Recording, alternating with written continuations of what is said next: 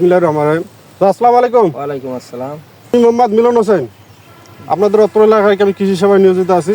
তো আপনার নামটা একটু বলবেন? মোহাম্মদ আব্দুল করিম। মোহাম্মদ আব্দুল করিম, সানিয়াজান ইউনিয়নের, এটা হচ্ছে সাদুর বাজার এলাকার আপনার বাসা, তাই না? তো এখন আমরা যেটা আপনার কাছে জানতে চাবো যে আপনার যে ভুট্টাটা লাগাইছেন, আমরা দেখতেছি ভুট্টাটা এক সাম হয়েছে, আপনার সমান, সব গাছ সমান হবে আর কি, বেড়ে উঠছে। তাহলে চাচা আপনি কোন ভুট্টা লাগাইছেন? এটা ধামাকা।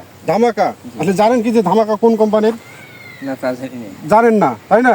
তাহলে আপনি তো আরো আদার্স অন্য অন্য জাত লাগাইছেন, কয়েকটা জাত লাগাইছেন বলেন তো দেখি? 6-7টা জাত লাগাইছি। 6-7টা, তার মধ্যে হলো দুইটা মনে থাকে একটু বলেন যে কোন কোন জাত লাগাইছেন?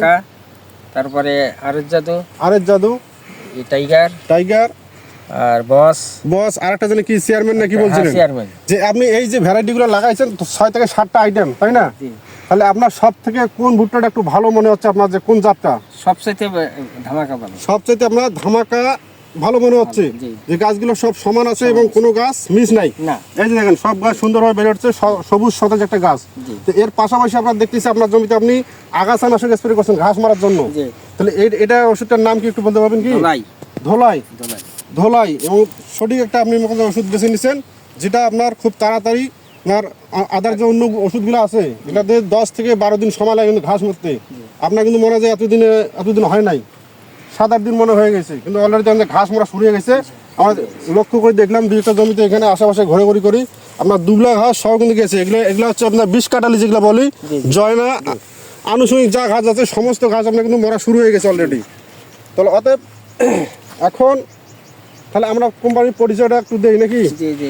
যেহেতু আপনার মুখ থেকে শোনার পর আমরা বলতেছি, আসলে আমরা যে জমিটাতে আছি, যে ভুট্টাটা লাগাইছেন এবং আগাছানাশক প্রয়োগ করছেন, আমরা আসলে এই কোম্পানির পক্ষ থেকে আপনার কাছে আসছি।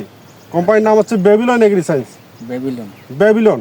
তাহলে এখন আপনার কাছে বেবিলন কোম্পানিটা কি মনে হচ্ছে, আসলে ভালো না মন্দ? খুব ভালো মনে হচ্ছে। আপনি খুশি তো নাকি?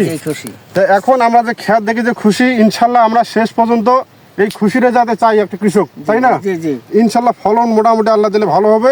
আপনার সঠিকভাবে পরিচর্যা করেন, সেচ দেন, সার পানি দেন, ইনশাল্লাহ ফলন খুব ভালো পাবেন। মাশাআল্লাহ। ধন্যবাদ চাচা। আসসালামু আলাইকুম। একটু হাঁটিয়ে দেখিয়ে আসলে আর কি, এই দেখেন ঘাস, কিন্তু এখানে কোনো ঘাস নাই, কিন্তু ঘাস কিন্তু অলরেডি মরা শুরু হয়ে গেছে। আপনার একটা ঘাসও থাকবে না।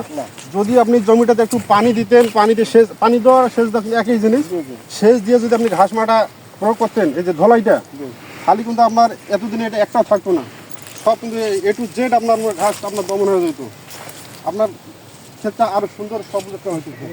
তাহলে আপনার জমিতে কিন্তু এখন সেচের প্রয়োজন, তাহলে পানি দেওয়া দরকার। তাহলে আর বেশি দিন দেরি করবেন না, অবশ্যই আপনি খুব দ্রুত পানি দিয়ে দেন, সার পানি দিয়ে বান্ধব দিয়ে